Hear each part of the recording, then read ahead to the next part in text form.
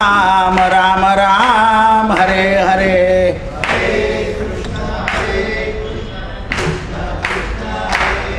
हरे राम राम राम हरे हरे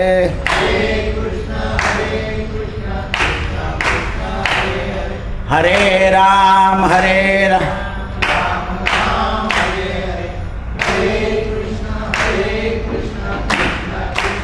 गोपाल कृष्ण भगवान गणनाथ सरस्वती रवि शुक्र बृहस्पति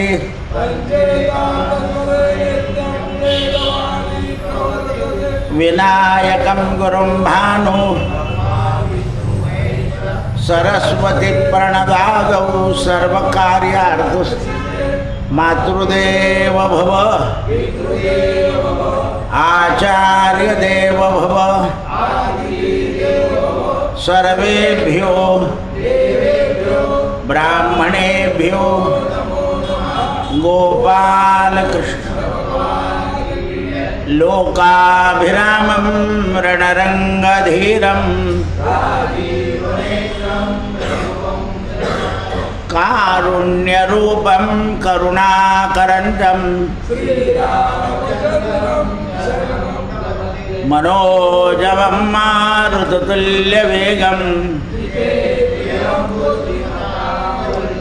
वातात्मजं वानरयूथमुख्यं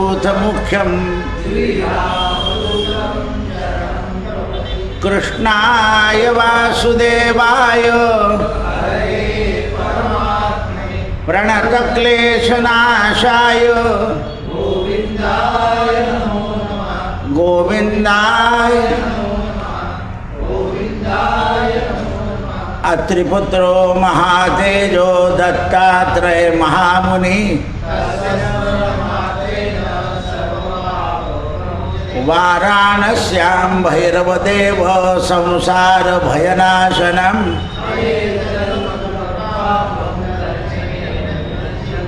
दर्शनेन विनश्यन्ति दर्शनेन श्रीराम जय राम जय जय राम श्रीराम जय राम जय जय राम श्रीराम जय राम जय जय राम श्रीराम जय राम जय जय राजाधिराज रामचंद्र भगवान की पवन सुत हनुमान की उमापति महादेव नमः पार्वती पतये हर हर महादेव सीताकांत स्मरण जय जय रघुवीर निवृत्ती ज्ञानदेव सोपान मुक्ताबाई एकनाथ नामदेव तुकाराम नमः पार्वती पतये हर हर महादेव। व्याधाच्या म्हणण्याप्रमाणे गौतमीनं सर्पाला मारण्याची आज्ञा दिलेली नाही. व्याधानं सांगितलं की हे गौतमी, हा सर्प यद्यपि दुसऱ्याला चावेल, दुसरा मारेल, मग याचा अपराध आहे म्हणून मी याला मारणार आहे. सर्पाने सांगितलं. आता सर्प उवाच, या दोघांच्या संबंधानं सर्पाला वाचा फुटली. हे बघा, दंड आणि चक्र याच्याने कुंभार काय बनवतो? मडके. एक चक्र असतं कुंभाराजवळ आणि एक दंड असतो. मग त्या दंडाचा आणि याचा दोष आहे का मडके बनवण्याचा? मदत कुंभार स्वतःच्या बुद्धीनं पंती करायची आहे का माठ करायचा आहे का लोटा करायचा आहे हे कुंभार ठरवतो. त्याप्रमाणे याला सर्पदंश झाला. मी केलं, कालाने लिहिलेलं होतं की मी त्याला दंश करावा, म्हणजे मी दोषी आहे का? म्हणे नाही. कालाने असं लिहिलं आहे की या बालकाला सर्पाने दंश करायचा. का यमाने यम कारण आहे याला. व्याध म्हणाला अपराधाचं कारण शोधणं मोठं कठीण आहे, करता कोण आहे? तर तू या बालकाला दंश केल्यामुळे बालक मेला, ते तुझ्यावर. सापानं सांगितलं की यजमानाच्या घरी ब्राह्मण यज्ञ करतो, सगळं फळ त्याला मिळतं का? यजमानाला मिळतं. म्हणजे तो दक्षिणा घेतो. दक्षिणा हा दान आहे. यजमानाने केलेल्या धनानं लक्ष्मी प्राप्त होते आणि ब्राह्मणाला भगवंत प्राप्त होतो. हा फरक आहे. जेवढे यज्ञ ब्राह्मणाच्या हातून होतील यजन याजन, तेवढं ब्राह्मणाला ईश्वराच्या जवळ जायला मिळतं. सिद्धांत लक्षात घ्या. हल्ली ब्राह्मण कसं आहे, आपल्याला काय करायचं, पैसे मिळाले बरं झालं, त्यामुळे त्याला देव मिळत नाही आहे. आणि देव मिळाला असता तर बुद्धी सुधारली असती. आता माझं काही लोक येताना मी आधीच विचारतो, काही पूजा केली आहे का? मग आता करू नको. लोक म्हणतात नाही ती बरोबर झाली नसेल. तुला माहिती आहे का, तू होता का देवा बरोबर झाले नाही? म्हणजे आपलं यजन खोटं ठरवायचं का आपण? आपलं जसं प्रारब्ध असतं ना तसा ब्राह्मण मिळतो, असं आहे. आता यांच्याकडे मी एक ब्राह्मण पाठवला. पहिल्यांदा पाठवला त्याने वेगळं केलं आणि दुसऱ्यांदा पाठवलं उदाहरणाकरता समोर येऊन बसलं, असं आहे त्याला. कारण त्याला यजन याजन याचं ज्ञान पाहिजे ना. याच्याकरता आपल्याला जे येत नाही ते करू.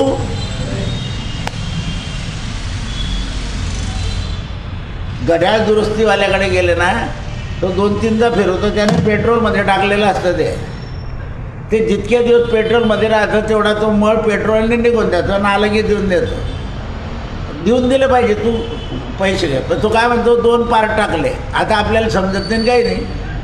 ते पार्ट टाकले हे जर खोटं बोलत असेल तर काही दिवसानं त्याचं दुकान बंद होईल. कारण लोकांचं येणंच कमी होईल आपोआप. त्याला कळत नाही की आपण खोटं बोललो आहे म्हणून. आपल्याला पैसे मिळून गेले बिना कामाने.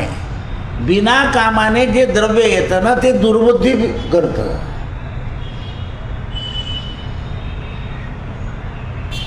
धन जे आहे जे कर्मानं नशिबानं.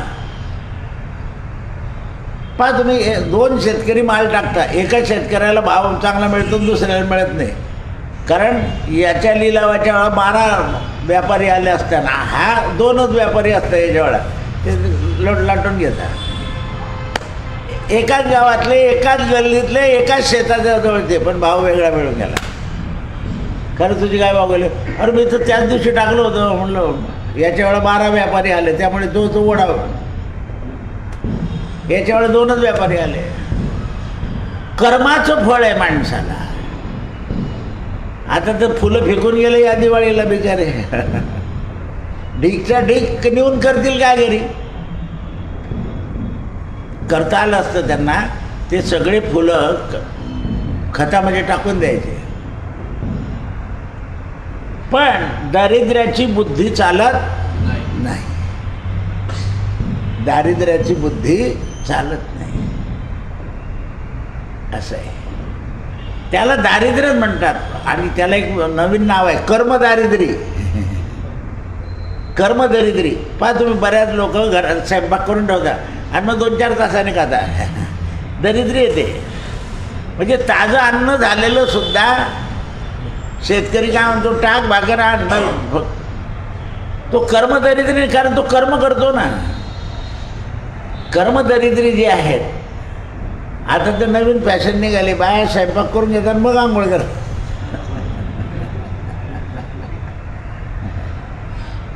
गजानन महाराजला 7 दिवस आंघोळ न करता दर्शन करतात. त्यात आणखीन काय लावलं? म्हणून सापानं सांगितलं, वाद्या अपराधाला ज्याने केलाय त्याला दंड दिला पाहिजे.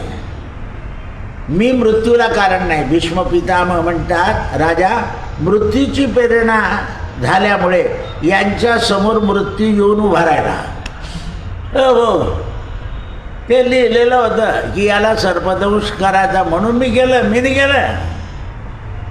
अरे म्हणे माहीत केलं कोणी? म्हणे काल मी याचा दोषी. वा एक सटकलाय देशातून. कथा किरकोळ वाटते पण सुंदर आहे. मग कालाच्या अधीन आहे सगळं. सगळं जग कोणाच्या अधीन आहे? कालाय तस्मै नमः. काल हा भक्षक आहे. काळाची या उडी पडेल बा जेव्हा, सोडवे ना तेव्हा कोणी. माय बाप देशीचा चौधरी, सेजीची कामना दूर राहे. ही अशी अवस्था आहे. एखाद्या बाईवर बिकट प्रसंग येतो बघा, की नवरा मरतो आणि तिला शिवायचं नसतं, ते लोक आज्ञा लावा जातो. त्यावेळेला तिला जे जाणवतं ते भयानक कठीण.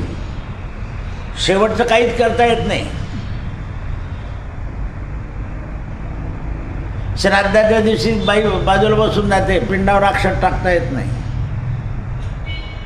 ते जे छळलेलं असतं पतीला ते भोगावं लागतं. कालक्रमणा. म्हणून कालाय तस्मै नमः. काल हा जगभक्षक आहे. या संपूर्ण जगाला काल खातोय दिवसेंदिवस. म्हणून क्षणोक्षणी हाची करावा विचार. नाशिवंत देह जाणार सकळ, आयुष्य खातो काळ सावधान. मी आता पोरांना म्हटलं, अरे शेवटची द्वारका फेरी आपली, आता काही जास्त नाही, बुरको सगळं. सावधान राहिलं पाहिजे. नाही पुढे जाऊ, अरे तुझ्या हातात आहे, पुढे जाऊ काय लावलं आहे. आत्ताच बऱ्या लोकांनी ठरवलं तर कॅन्सल करावं लागलं. नाही, जेवढं कालाला मान्य आहे तेवढं होईल. म्हणून कालाय तस्मै नमः. मग काल रूप तरी कोणाचं आहे? भगवंताचं. जेवढे जेवढे भूत तेवढे भगवंत. सापाने सांगितलं की हे मृत्यू, मी निर्दोष, तू निर्दोष, मग कालाला दोषी आहे का? पण हा दोष तर कोणाला न कोणाला आहे. अरे म्हणाले, जन्मा सवे जन्मे मृत्यू. जेव्हा जन्माला आलो ना तेव्हा ठरलंय की हा असं मरेल. काल राजा परीक्षिताचं सांगितलं तुम्हाला की जन्मताच बरोबर मृत होता, भगवंताच्या पुण्याने आला आणि भगवंताने ब्राह्मणाच्या मुखात श्राप दिला आणि त्याला संपवलं. पण देवाच्या कृपेने जगावं कसं आणि मरावं कसं हे शुकदेवाकडून राजा परीक्षिताने ऐकलं. आणि ऐकून जन्म मरणाचं चक्र सुटून गेलं. भगवंताच्या कृपेने परीक्षिताने सगळं केलं आणि पुन्हा जन्म मरणाच्या चक्रातून भगवंताने सोडवलं. म्हणून या जन्म मरणाच्या चक्रातून कोण सोडवेल? तर भगवंत. सगळे दूर राहतात. त्यावेळेला उरते ब्राह्मणाला विचारायला कधी जाते ना आप्पा. म्हटलं आप्पांच्या गप्पा समजा. मुली येतात, दादा बाबांचे हाल पावले जातात. म्हणलं नोटीस दिली तेव्हा हालले पाहिजे का?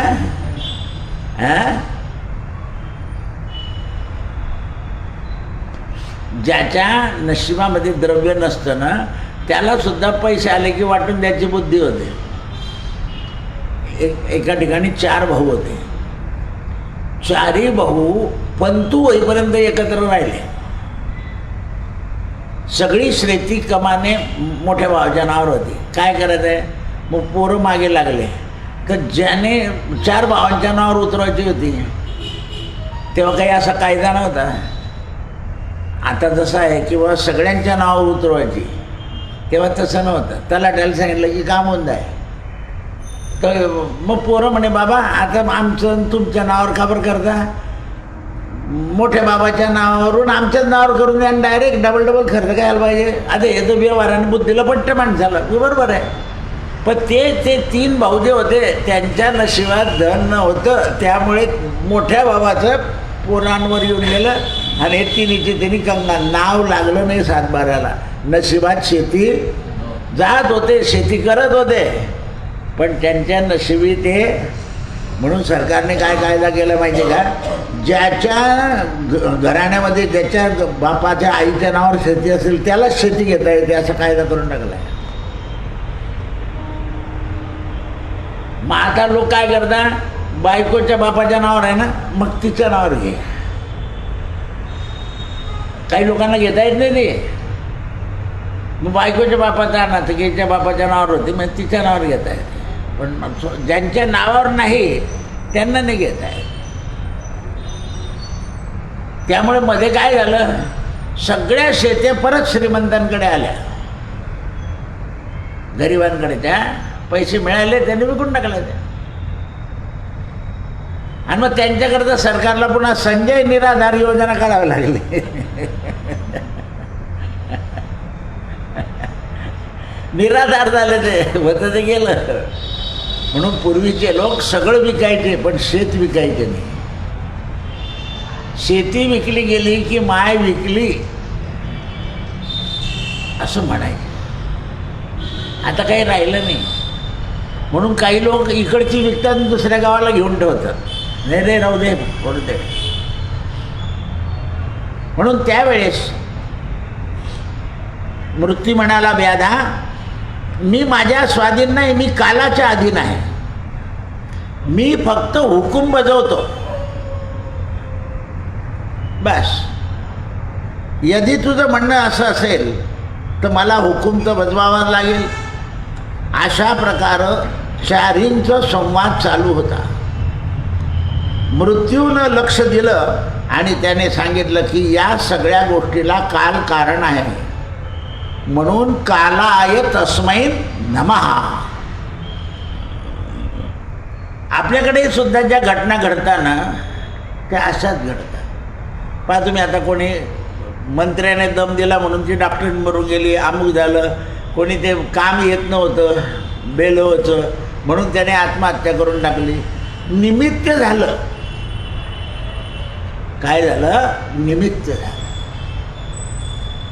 चांगलं न्यायाधीश पद मिळालं तर एक पानचटसारखं बोलला, आज रिटायर होऊन गेला. जेव्हा मला प्रामाणिक काय बदनामी झाली ना. म्हणजे त्या पदावर जाऊन बदनामी होणार होती, शेवटच्या पदावर जाऊन. असं आहे. म्हणून पद मिळाल्यावर सुद्धा पदाला भ्रष्ट करू नये. काही लोकांना पद बसू देत नाही, विपरीत घडून जातं त्यांच्याकडून. नशिबात असतं पण कर्म ओढून नेतं. जसं आपण तुकडा टाकला की 2 तुकडे कुत्रे येतात. जो बलवान असेल तो ओढून घेतो, पण ज्याला मिळत नाही तो शांत बसतो. आणि ज्याला मिळालं तो इतकं बकर बकर खातो की ते न चावता खाल्ल्यामुळे त्याच्या पोटात दुखतं, याचं पोट शांत राहतं. पण तुम्ही कोणाचंही ओढलं असेल तर तुम्हाला तळमळावंच लागतं. लोक म्हणतात अरे त्याने त्याचं ओढलं होतं ना, आता कुठून सुख भोगेल तो, भोगतोय. त्यालाच ऐकू येतं ते. ती बाई सुद्धा म्हणते, मी सांगत होती असं करू नका करू नका, ऐकलं नाही.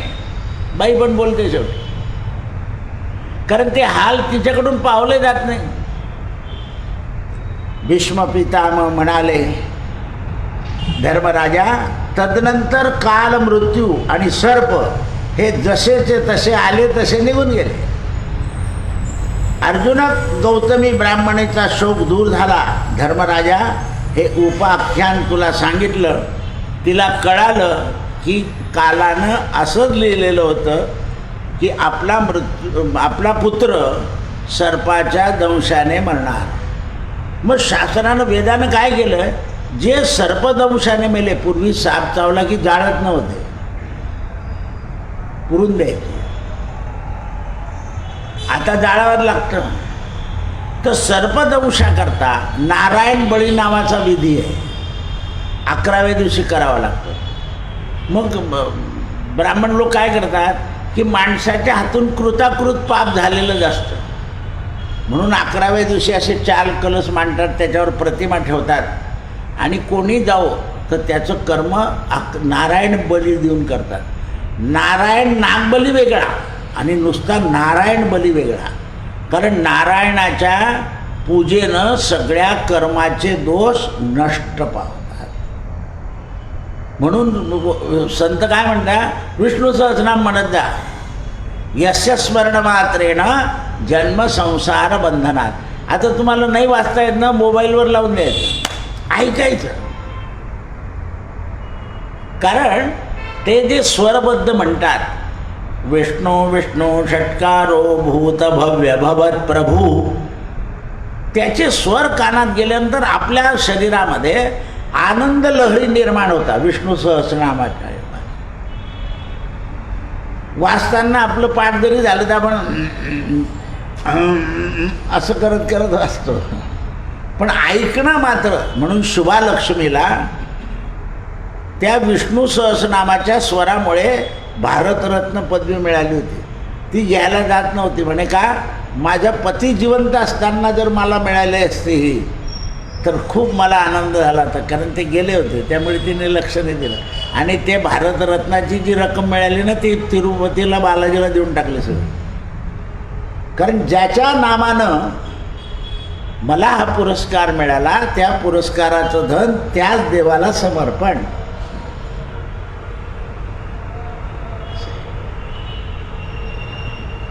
भावना आहे. यस्य स्मरण मात्रेण जन्म संसार बंधनात.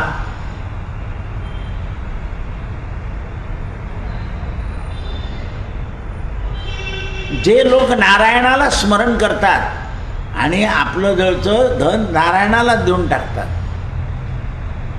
मग त्यांची अंतिम इच्छा जर मोक्ष असेल तर मोक्ष मिळते, आणि अंतिम इच्छा पुढचा जन्म चांगला मिळावा मिळत असेल तर चांगल्या ज्ञानी लोकात जन्म मिळतो.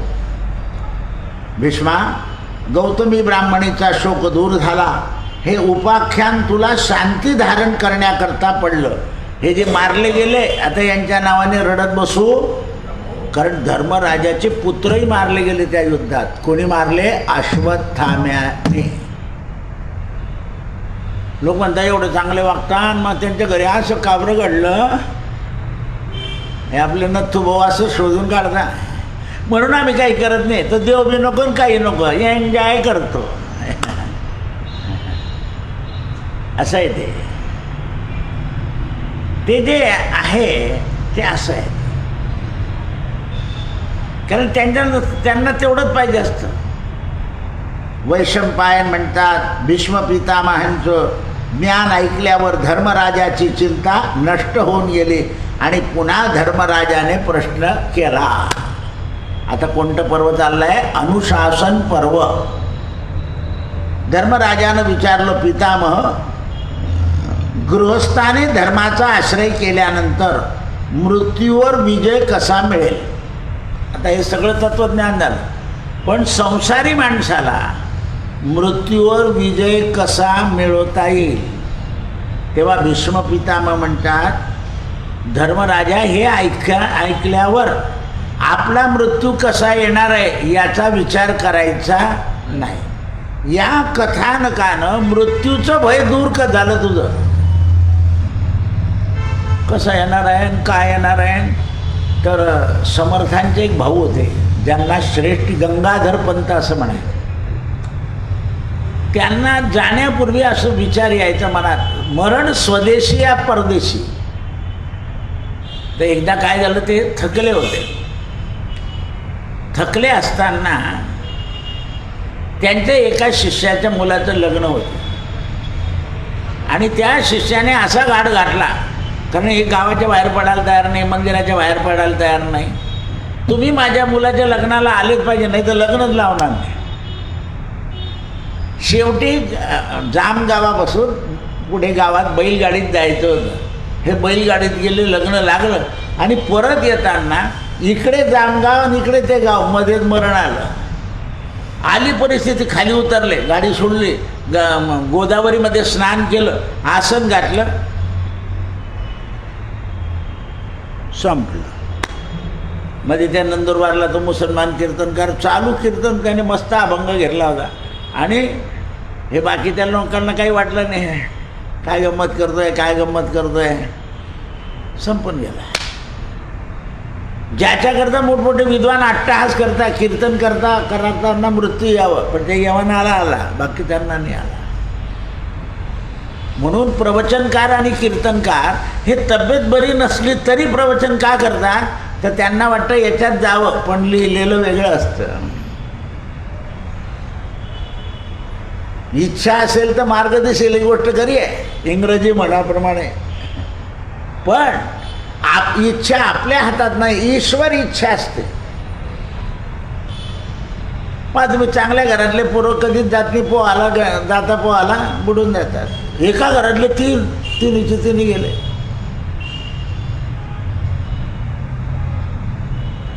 असं आहे ते. म्हणून आपत्ती येऊ नये याकरता भगवंताच्या नामाची संपत्ती वाढवावी. भगवंताचे नाम काय आहे? संपत्ती आहे. वैष्णवाच्या घरी वाजती घणाघणा टाळ. जोपर्यंत तुम्हाला टाळ घेऊन भजन म्हणण्याची आवड येत नाही तोपर्यंत समजायचं आपलं प्रारब्ध अपुरं आहे. म्हणून बरेच लोक टाळ घेऊन भजन करतात घरी. उत्तर प्रदेशामध्ये चिपळ्या,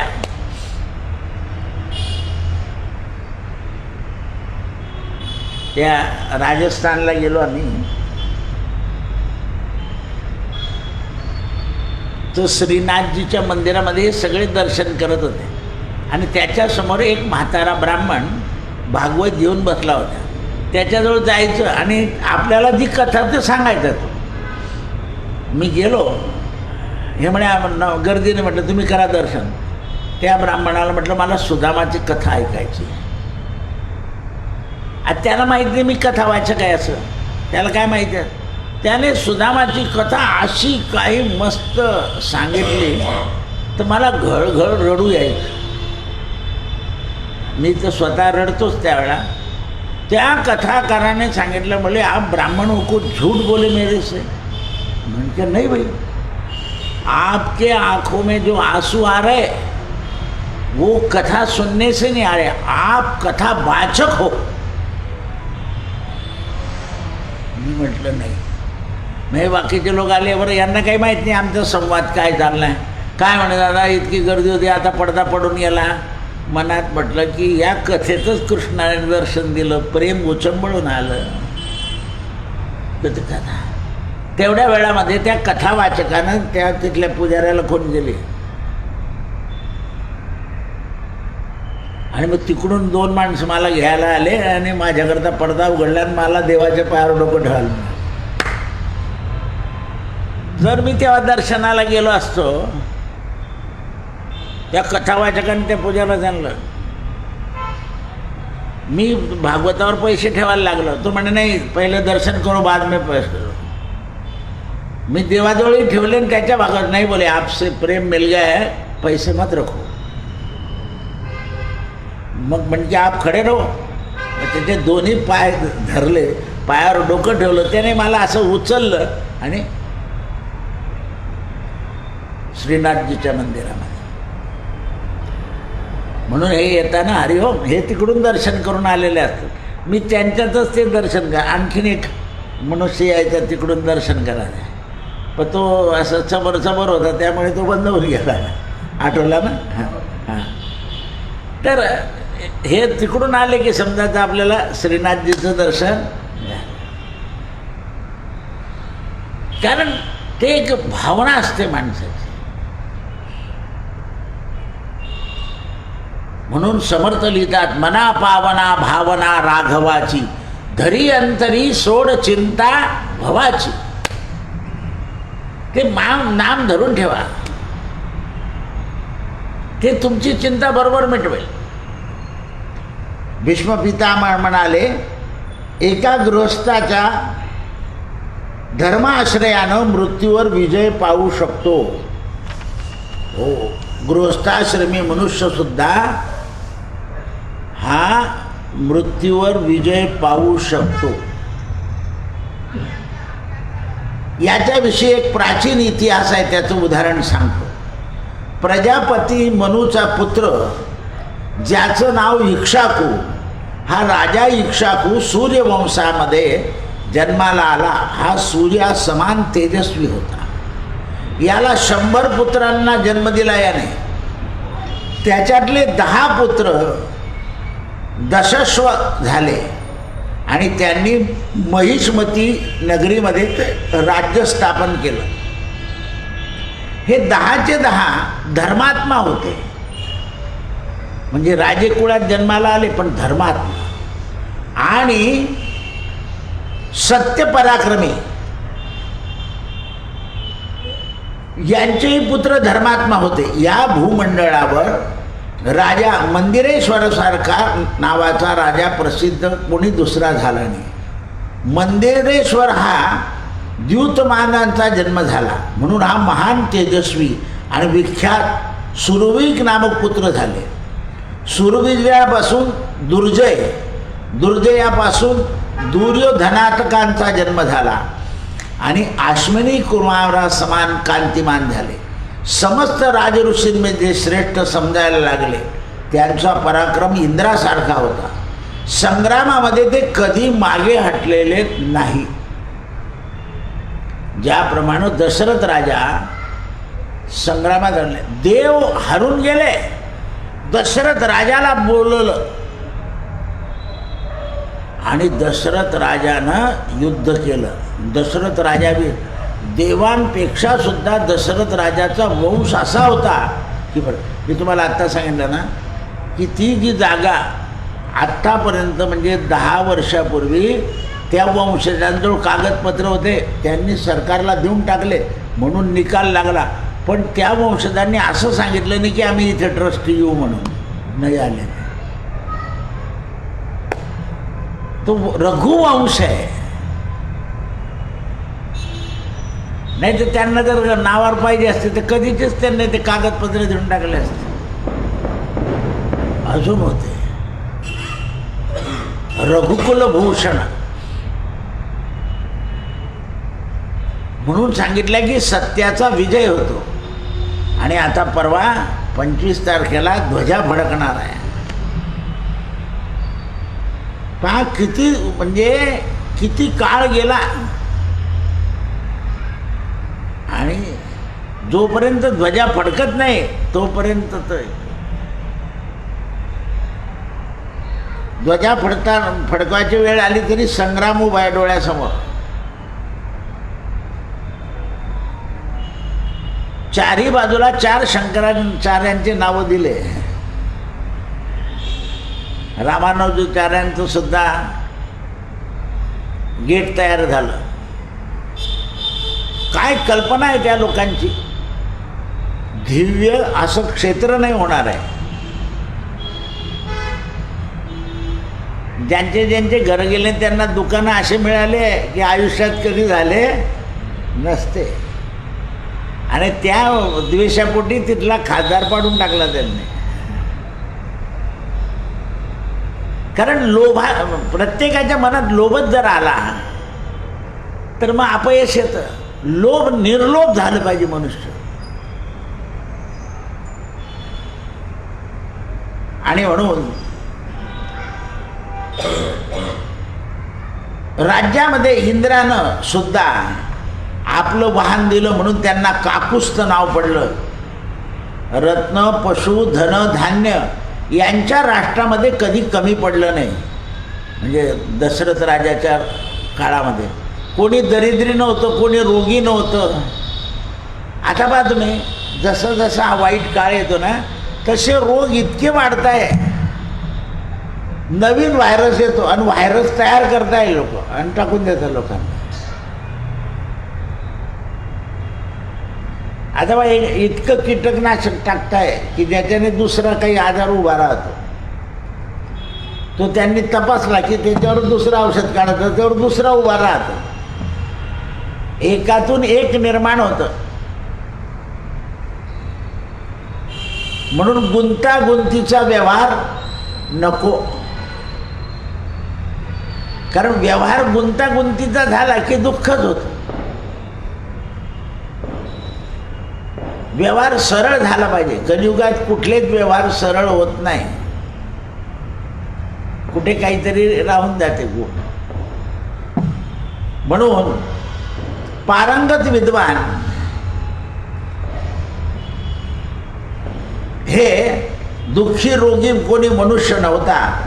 दुर्योधन अत्यंत उदार आणि मृदुभाषणी.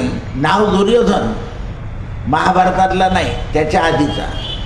तो जितेंद्रिय होता, धर्मात्मा होता, कोमल स्वभावाचा होता, पराक्रमी होता.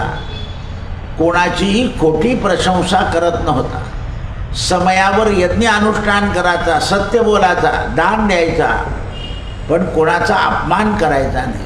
वेद वेदांग पारंगत विद्वान होता. एकदा तो देवी नदी नर्मदा यांच्या काठावर गेला.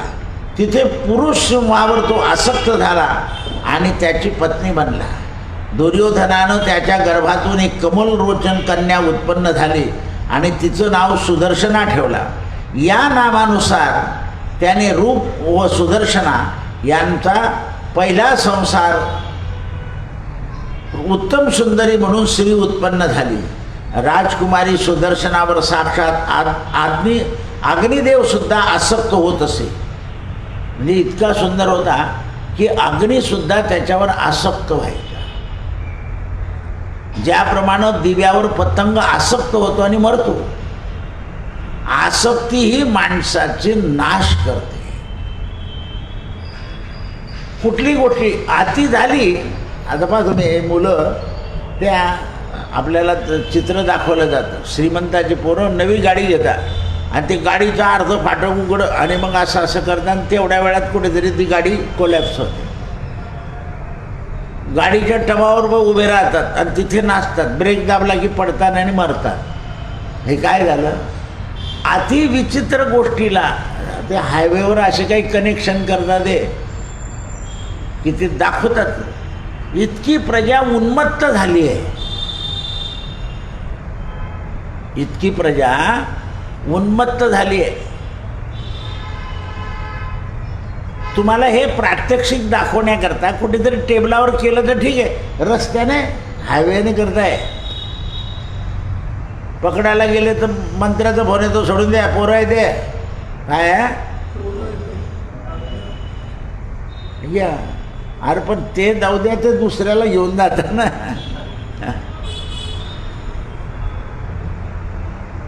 असं एका दंडरायवण करता फाटक उघडतात असं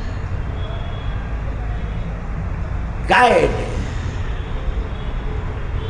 मिरवणूक असेल तेव्हा ठीक आहे, पण तुम्ही एकट्या ह्याच्यात आता तो वरचं टप काच सरकला की त्याच्यातून दिसतो माणूस वरतो.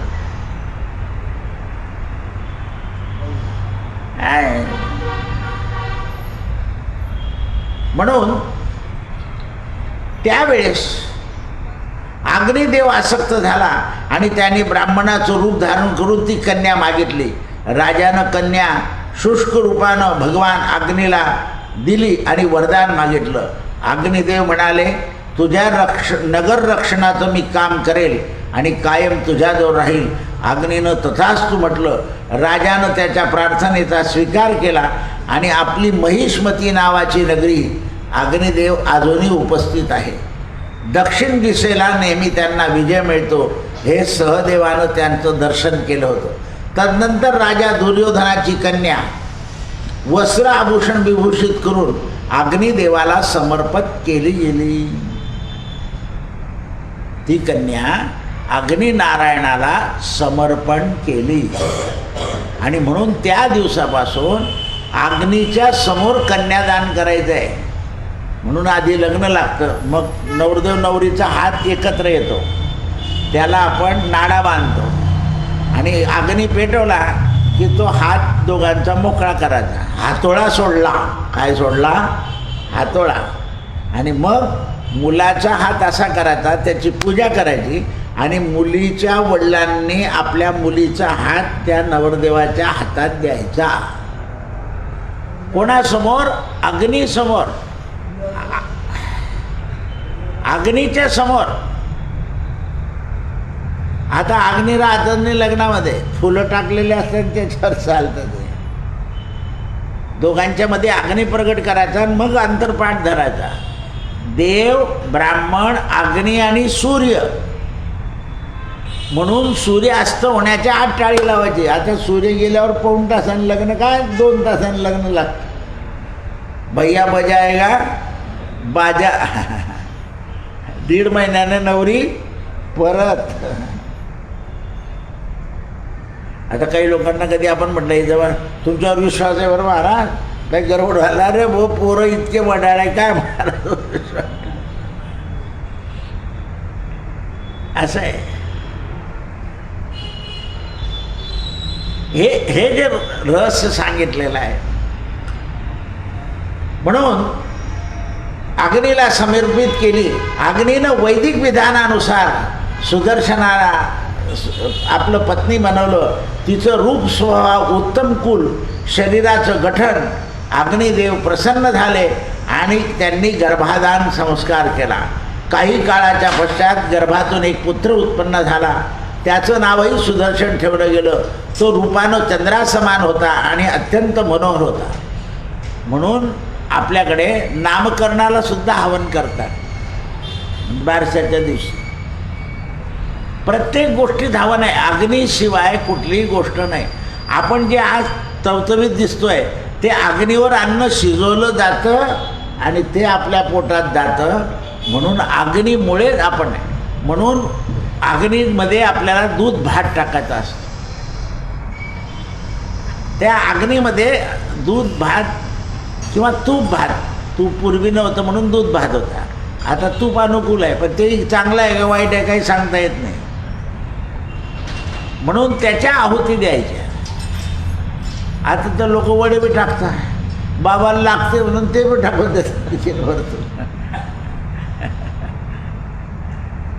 बिडी, सिगारेट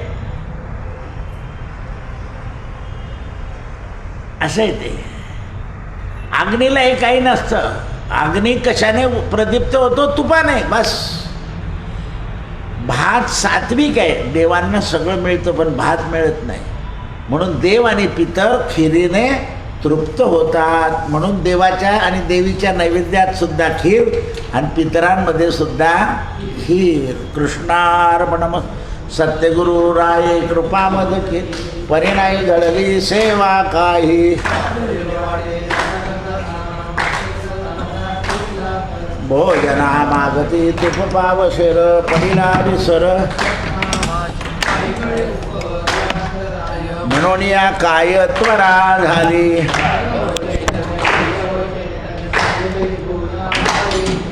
बाबाजी आपले सांगितले नाम मंत्र दिदला रामकृष्ण हरी. पाहुणी गुरुवार केला अंगीकार सुखावणी. माझ्या